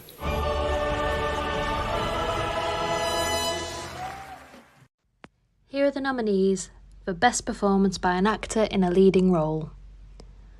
Austin Butler in Elvis. Colin Farrell in The Banshees of Inisherin. Brendan Fraser in The Whale. Paul Mescal in Aftersun. And Bill Nighy in Living. What do you think? This, you know what? This is the toughest one of the whole lot. This one is the toughest one. There's 3 that can win it, and Bill Nighy was good, and Paul Mescal was good in Aftersun. No chance. But yeah, they're just not in the Knock running. those out. Colin Farrell was really good in Banshees of Inisherin. He did win one of the Golden Globes. I don't think, though, he carries enough momentum going into the Oscars to win it. So I think it's going to be between Austin Butler and Brendan Fraser. Both were superb performances. Austin Butler brought Elvis back to life. Brendan Fraser completely sort of stole my heart with his character. So I think this is a head and heart one. I think my head says Definitely a head and heart. Definitely. Yeah, Actually, I wonder who Grace is going to pick. Yeah, I don't know who Grace will pick. She's been saying for months. My head says Of course, she's not Butler. My head says Butler. Is Grace gone? Oh, she's there. Yeah. My head says Butler. My heart says Fraser. And I think I'm going to go with my heart on this one. I just. Yeah. No, wait, I think, rewind that one. I was trying to digest what you said. What? Your head So- says what? Butler. Austin Okay. Butler. Your heart says Brendan Fraser. Brendan Fraser. So what are you going to pick then? I think. You know, I don't even know. Like, I'm going to pick, but I might change it. I don't know. I might change this. I think I'm going to go with Brendan Fraser. You know, it's funny because, like, I didn't see The Whale till last night. So, look, I thought Brendan Fraser was great. He did great. I thought Austin Butler did great. The whole award season, I was always leaning towards Brendan Fraser. I'll be honest, on this sheet, I do not have that filled out. I do not have it filled out. So I think I picked Brendan Fraser online. It's either Brendan Fraser or Austin Butler. I don't even know. Like, I don't know. Just The Whale got like zero recognition besides Best Picture. You know, like, again, Elvis, I think is going to take a lot of different stuff, the minor stuff. They might give him the Best Actor too. So it's tough. It's a tough call. That's a tough one. Who the heck knows? I don't know. Let's see. Grace say, I did not find Charlie an overly sympathetic character, which is the opposite of what you said to me. So, sorry, Austin Trinsmith has a lot more than Brendan Fraser. My heart says Butler. Love how he brought life to Elvis. Yeah, I know. I agree. Went with Butler. Yeah, I don't know. Not settled, but I'm going to change now. I think I'm going to go with Austin Butler. I don't know. Who knows though? I don't know. I'm not gonna mark it yet. So when I'm done with the sheet, I'm gonna send it to you. That'll be my official ballot. So I love Grace's fighting for Austin Butler. The work Austin did to do the part, the dancing. Yeah, it was great. You know what I mean? That was an epic Baz Luhrmann movie. The whale, zero recognition. It's in one room. It's like in one set. That's it. And the beach. Like that's it. That's all you see in that whole movie. Yeah, like to carry the movie in one set is difficult, you know, because it's like doing this. Yeah, it's like when It's like funny because I was saying Brendan Fraser up until I saw the movie. Now I'm going to say Austin Butler. I'm going to change it to Austin Butler. Yeah, it's like when Denzel did Fences. Like, you know, that was difficult. Yeah, I'm going to change it. I'm changing it online too. So I think both are worthy winners. That's the thing. So what is your final? What are you picking? I'm sorry. Well, it's not a lock yet. I might change it before the weekend's out, but at the minute I'm leaning towards Brendan Fraser. Okay. So I'm going to change it. I'm going to switch it on you. So I don't know. Yeah. I don't know. That one I don't like. A lot of times I just gotta, because Austin Butler won some awards. Brendan Fraser's been winning more lately. Towards the end, I think Fraser's got the momentum on his side now. Yeah, that's the problem. But that doesn't like it's the Oscars. That doesn't. It's the Oscars and anything can happen. Shocks can and always do happen. There's always a shock each year at the Oscars. So here we go. Yeah, I'm kind of leaning towards Fraser, like I say. I just think, and I love both performances. If they could share it, amazing. But there's no sharing. Yeah. Here we go. Moving on. There has been a shared before. There has been a shared award before. Which one? It was, I think, if you go back to the 2013 Oscars, there was a shared award. I can't remember which category, but one award did share it. What year? 2013. 20. Okay. So we'll talk about that. 10 years ago. Here we go. Best actress. I think this is everyone's saying the same person, but we'll see. We'll talk.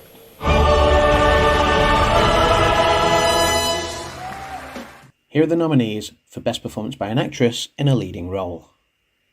Cate Blanchett in Tar. Ana de Armas in Blonde. Andrea Riseborough in To Leslie. Michelle Williams in The Fabelmans. And Michelle Yeoh in Everything Everywhere All at Once. What do you think? Does anyone really not pick Michelle Yeoh? I don't know. If you pick something different here, I'm going to be shocked if you pick something different. I have gone for Michelle Yeoh, but I think that's based on the momentum of award season. I don't necessarily think hers was my favourite performance. Right.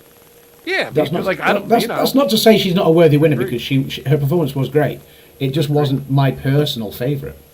Who else is in this category? Sorry, Kate Blanchett, Cate Blanchett, Ana de Armas, whatever her name. That was Andrea controversial. Andrea Riseborough, controversial. Break it up again, kids. Break it up. Andrea Riseborough, controversial. You got me? Yeah, let's break it up. I don't understand how everything is breaking up. I don't know either. But everything is breaking up all at once. Everything, everywhere. Who's the last one? Oh, Michelle Williams. Yeah, she was good as well, but I think Cate Blanchett was really good in Tar. My favourite performance of all of them was Ana de Armas in Blonde. Yeah. That's awesome. Hers was my favourite, personally, but she's not in the running. It's going to go to Michelle Yeoh. And Cate Blanchett, I think, is the only other one that can take the title away from her. Yeah, she's an Oscar winner. Won an award. Blanchett has won an award. She has. Yes. Season, so, all right, moving on. Unfortunately, I can't hear you very well, so maybe you could do something while we're watching the video here. Here we go.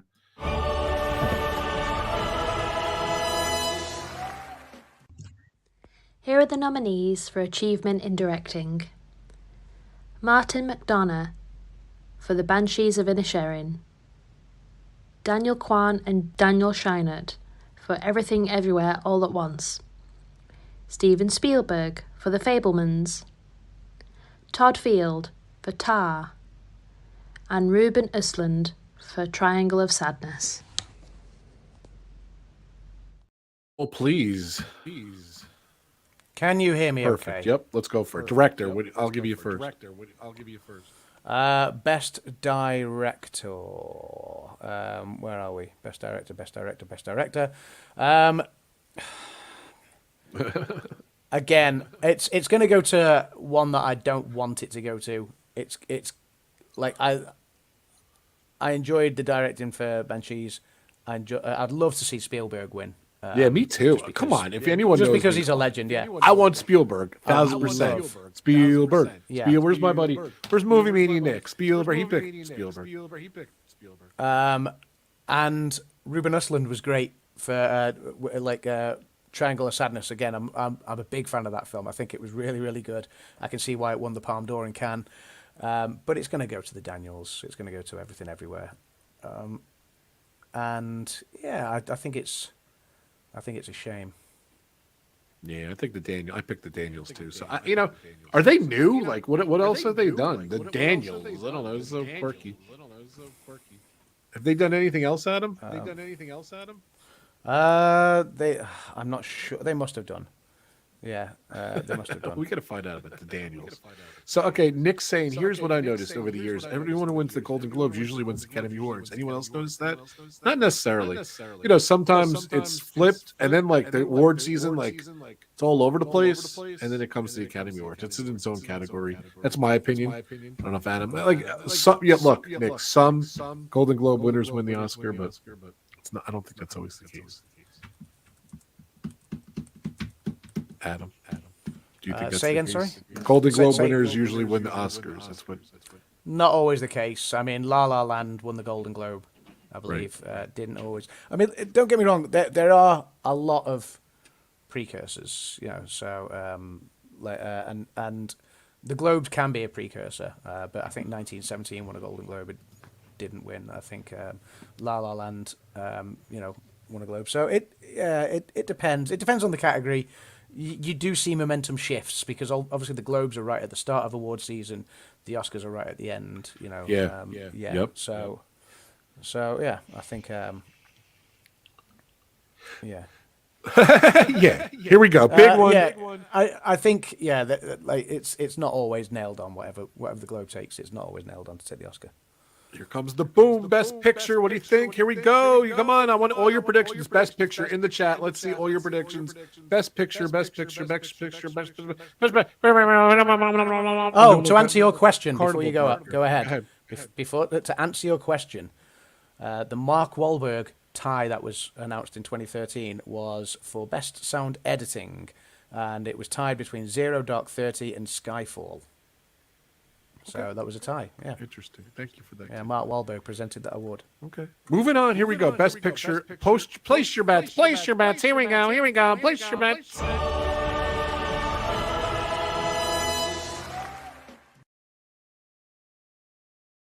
Here are the nominees for Best Picture.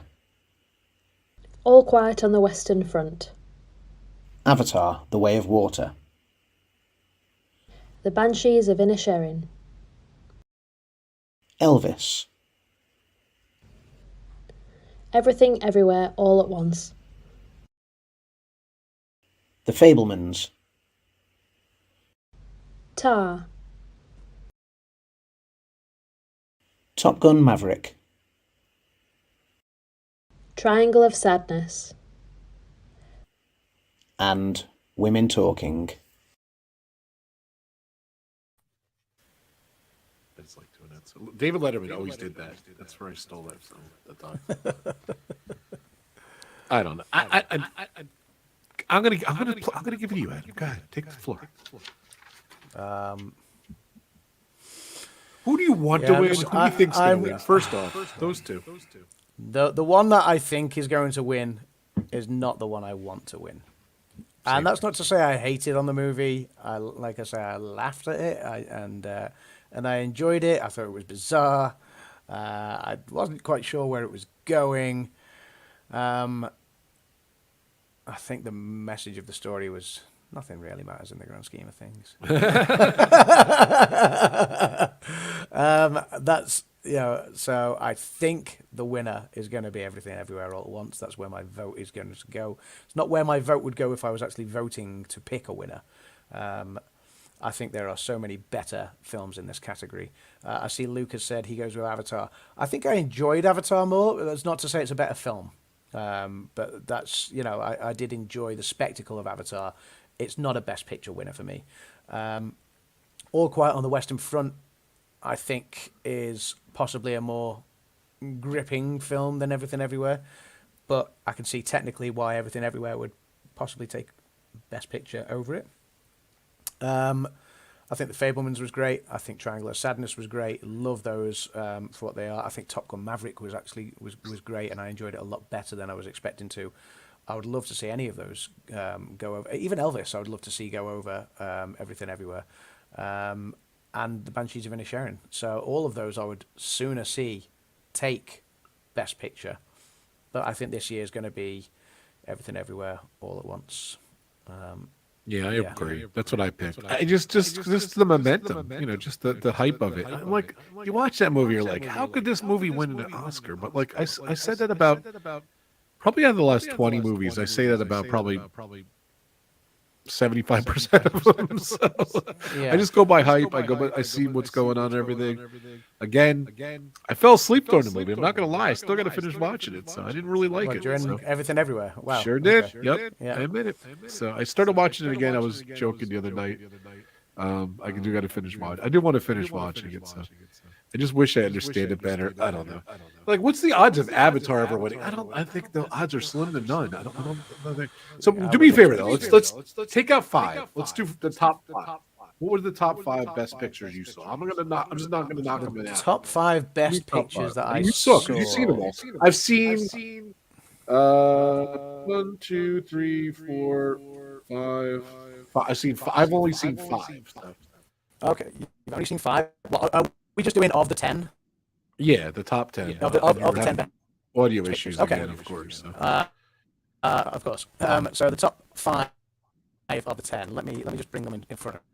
What was your top 5 favorite movie? And try to fix your audio before you go for it. Okay, 1 second.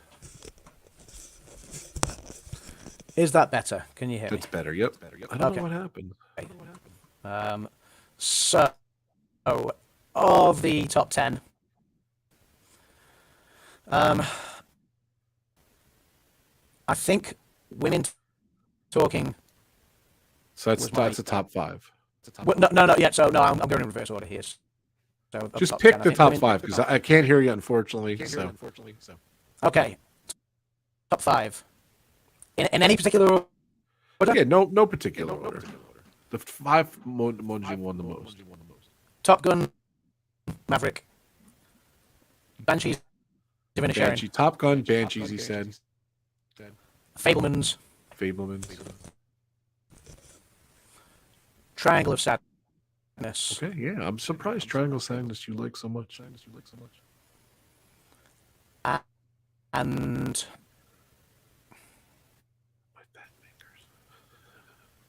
probably All Quiet on the Western Front. Okay. You don't even put Everything Everywhere All at Once in the top 5. Wow. That's crazy. So, and what would you pick? There it's down to 2, and then pick the best one. Like out of the 2. If you could, because I admire you because you're a filmmaker. You watched them all. I think we agree a lot on movies and everything. So, what would you pick for best picture? I don't know what I would pick. I don't know. I love Top Gun the most because it was just a fun movie, but I don't know. I don't know what I would pick. It's a tough one for me. Right? It is a tough one.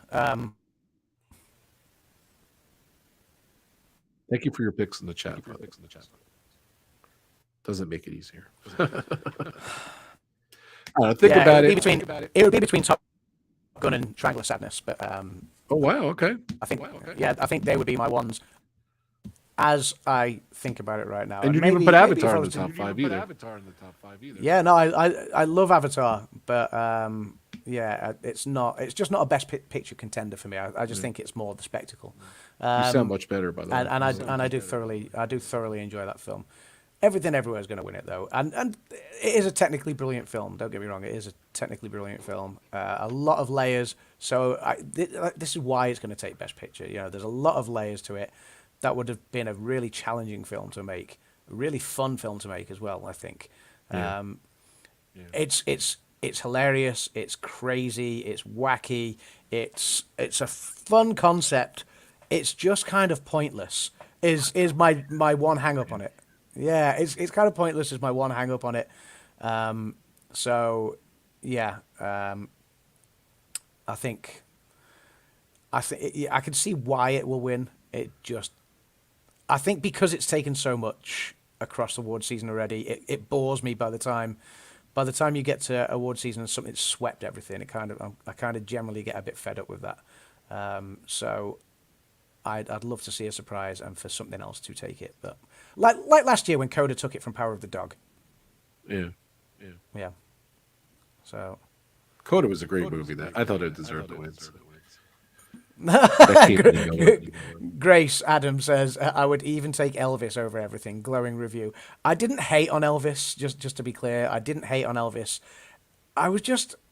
It was good. And it deserves to be in the top 10. I was just kind of like, yeah, that was all right. I didn't like. Yeah. I love Tom Hanks. I didn't like Tom Hanks in that movie at all. No, exactly. Yeah. I know the Elvis story, and it was there, but it wasn't all there. You know what I mean? So yeah. I don't know.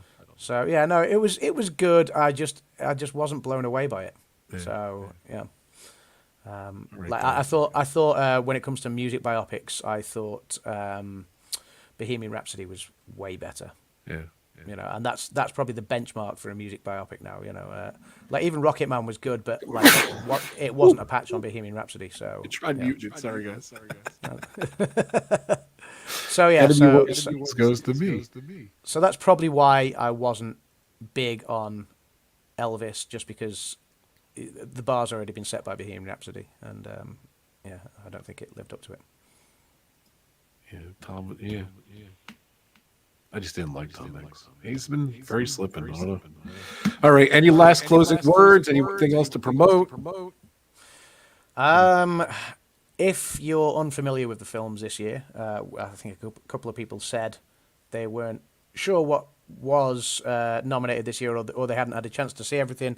You can catch up on that on my channel. There is a video that I put out last night, which is the 2023 Oscars roundup. So Rob's just posted it in the chat there. So thank you, Rob. So yeah, take a look at that. It's like 15 minutes. It's just a rundown of the best pictures and those that were kind of nominated for some of the bigger awards. It's good. It really is good, ladies and gentlemen. So definitely thanks, Rob. Thank you. Yeah, I will post another video before the weekend's out. I've not even started it yet, so I've done the audio for it. I've just got to chop that up and edit it because there's a lot of mistakes and things that I have to kind of edit out and things like that. So yeah, there's the audio that I need to finish, and then obviously I need to get my clips in and whatever, and that'll just be a fun little thing that will go live either. Thank you, Kay, as well. Either tomorrow or Sunday, probably more likely Sunday now, in all fairness, because I've got a lot going on tomorrow as well. But yeah, I'll get that out before the Oscars goes live. I might even get it finished and play it on the live stream on the red carpet live. That's smart. Yeah. What is it? And then review? It's just the top 10, some facts surrounding this year. So yeah, I might play it on the stream and then post it as a separate video further down the line. So. But yeah, that's everything I've got coming up. I think yeah, we've obviously got the reaction and recap on Monday as well. So so another pub talk on Monday where we'll do our Oscars reaction and recap. Will there be any talking points this year? I mean, there's always talking points, but you know, will there be talking points that are still talked about a year later? albeit maybe not for the right reasons. What could I possibly be alluding to that's still being talked about a year later? We didn't even mention the slap. Yeah, exactly. Yeah, that's and was brought back up again last week on Netflix. So I don't think there's going to be anything as contentious as that. Of course, the slap will be discussed because Jimmy Kimmel's hosting, so of course it's going to get mentioned, and there'll be skits and ribs about it and stuff like that. I think Jimmy's going to be praying deep down that there's no replay of the La La Land faux pas as well. I did see a thing the other day which says, because obviously Price, Waterhouse, Cooper, the guys that have the accountants that have been sort of counting the ballots and handing out the envelopes and things for the last God knows how many years now, 80 odd years, maybe coming up to 90 years. They kept their jobs after that La La Land slip up, so which was amazing. But they now have changed their procedures to make sure that never happens again. I did see a list of the changes that they brought in the other day, which was interesting. It's it's armed guards. It's making sure a lot more people there actually know, that they've got extra people there on hand, and they banned any of them from using their mobile phones at all during the telecast, which is where the slip up came in for the La La Land mistake. The guy was too busy taking selfies with Emma Stone backstage and handed out the wrong envelope. So suffice to say, never went to do that job again. How do you have the wrong envelope? I don't understand. So what happened was, why does he even exist? They have two accountants, because obviously presenters come on from either side of the stage. So they have two accountants, and they each have an envelope. So there's the envelope that goes onto the stage, and there's the backup. And when that award is presented, so someone's come on from this side of the stage, they've come on, they've presented, this one goes back into the briefcase, and then they get the next one out, and so on and so forth. The guy, because Emma Stone had just been presented Best Actress from La La Land, obviously just before it, so he had his envelope out still. He hadn't put it in because the envelope had come on from the other side of the stage. He had it out still. He's taking a photo because Emma Stone has just come off with an Oscar. He's taking a photo thinking, I'm doing the best job in the world. And then out come Warren Beatty and Faye Dunaway, and he hands them the envelope that he hasn't put back in his briefcase. So he should have put it back in his briefcase, and he should have got the next envelope out for Best Picture. He didn't. He handed the Best Actress envelope to Warren Beatty and Faye Dunaway. So they now walk on stage and they open up the envelope, and Warren Beatty knows something's wrong because he's looking at the words Emma Stone, and he's like, he should have said, that's the thing. Warren Beatty froze. He handed it to Faye Dunaway to ask, as a kind of clarify what I'm seeing here. She read out the film underneath Emma Stone's name and blurted out La La Land. No offense, they're not spring chickens, it was just that was part of the mistake too. Yeah, absolutely. No offense to those guys, but it was an incredible. No offense. Yeah, it was an incredible sort of falling down, and Jimmy Kimmel as host was sat there in the audience next to Matt Damon, ready to do another Matt Damon skit because obviously they've been having this banter for years, which is hilarious. And Jimmy Kimmel was kind of sat there going, someone will go on stage and sort it in a minute. And Matt Damon was like, I think you need to, you're the host. And he's like, oh no. So that's crazy.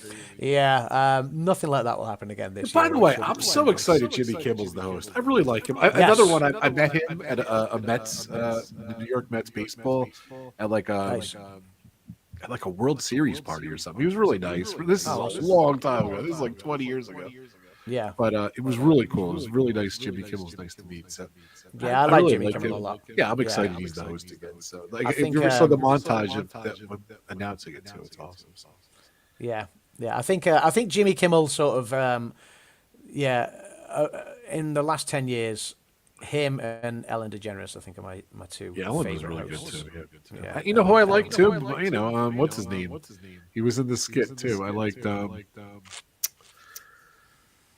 what's his name? I forgot. One of the hosts. He was in the skit. I can't think of his name. Not Chevy. No, Chevy Chase didn't host it. So No. what's his name? He Harry Met Sally. Why can't I think of his name? Oh God, yes. Yes. Billy it's, Crystal. I got it. Billy Crystal. Yes, it was I Billy got Crystal. it. Yeah. I like Billy Crystal too. He was two good jobs.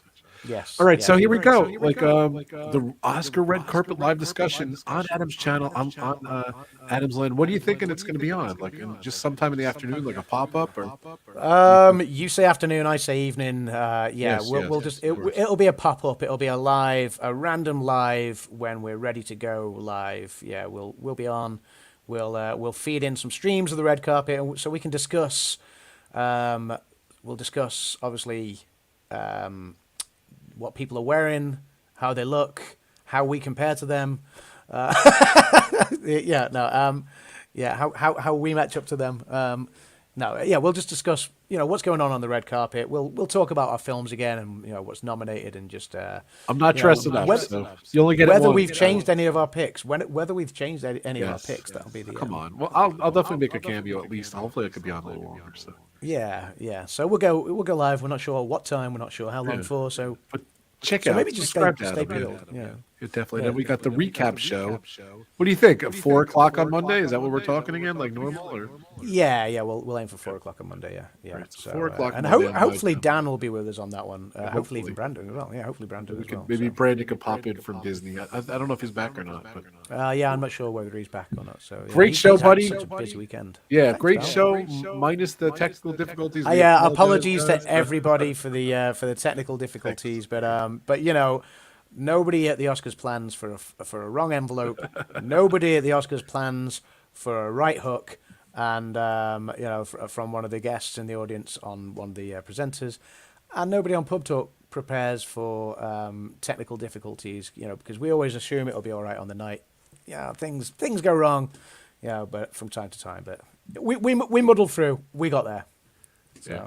By the way, you look like either a sportscaster or a ring announcer. The ring announcer with the bow tie and the sportscaster with the headset. So. I am both of those. And of course, we're leaving. You sound perfect. It sounds perfect now. So. Well, I mean, here I sounded perfect the whole time. It's just the microphones didn't allow that to, I sounded great in my head. So we playing? We're playing. Let's get out of here. We'll go play a game or two. I'm going to watch a movie or two. Guys, thank you so much for coming. If you want to do the nominations, just reach out to me on socials or robfuzz@gmail.com. Let me know you want to do it. I know we got Grace. We got Grace and Kimmy were tied for the winner last year. We'll see who's going to win this year. I don't know. I in my head, I always have everything right. So who knows? Hopefully, this is why we pick them. We don't pick the ones that we, I mean, none of us are picking anything other than All Quiet on the Western Front for Best International, for example. So this is why we pick them. That we pick the ones that we think are going to win. Right. None of us have ever got a full house yet. You came close, I think. You were like one or two away. I was 1 or 2 away a couple of years ago. Yeah. You came close. So. Yeah, so we'll see. I think the last couple of years there was more locks. There's been a couple of wide open races, but there was more locks. I think this year there's a couple of harder ones to pick. By the way, you disappoint me, Adam. Where's your awards? Like, you usually have them right there. You bragger and you have them there. Do you know what? They're on the table just over there. And as I went to get this headset before, I was like, I should get my awards. And I was like, no, I've done that enough. So yeah, I've got mine over there. Kimmy's is knocking about somewhere as well. Grace has got her award. Yes, it's time for someone else. It's time for someone else to get an award. We'll see. One year I'll win it, but who knows? I don't know. It's so funny because like I'll do good, and then like 1 or 2 sub ones I'll not do as good, and then people will get lucky with them. I don't know. It's just weird. It's just fun. Thank you guys so much. Have a great weekend. I'll see you guys Sunday, and we'll see you guys on Monday. So. It's award season. It's going to be crazy. I don't know. I'm excited. I really am excited. It seemed like it was so far away, and all of a sudden it was like March came, and boop, here we go. From when I went to Florida at the end of September, and I was watching that Hurricane Ian, and thinking, oh God, my flight's going to get cancelled and everything, and I took off and I got to Florida, and I was getting phone calls as I was getting prepared to go to theme parks and everything to do with the film that I'm working on at the moment, and because everything was ramping up, and it was like, we're going to be shooting this in January. We need to get things sorted now. And from the moment I got back from Florida, Halloween didn't exist. November didn't exist. Flew by. Christmas, I literally had Christmas Day and Boxing Day, and then I worked all throughout the rest of Christmas and New Year on the film. Obviously, then I was shooting in January. I've been doing post-production stuff and going back and shooting pickups and whatever, including the Sunday just gone. Yep. And even this morning, I had a phone call with the director, and it was like, there's something else we need to go and shoot again, and it's like, oh god, so it's never ending. And so trying to watch the films for this year and trying to keep abreast of what was going on has not been easy. Crazy. Well, you were saying about falling I was so asleep proud during of the you. films. Yeah, you were saying about falling asleep during the films, and a lot of them I was kind of dozing and going, because I was operating on like 4 hours sleep a night for a lot of the time. So it's been, you're a vampire. It's been exhausting. Yeah, once the Oscars out of the way, I can kind of go. You enjoy it. I enjoy it. All right, buddy. We're getting out of here. Let's do Hour it. 50. It's a long show. Thank you guys so much. We'll see you Sunday and Monday. Have fun, we will. guys. Enjoy, and we'll see you on Sunday. Bye, guys. Bye, Adam. Thank you See so you later, much. guys. Take care, everyone. Bye bye. Bye, guys.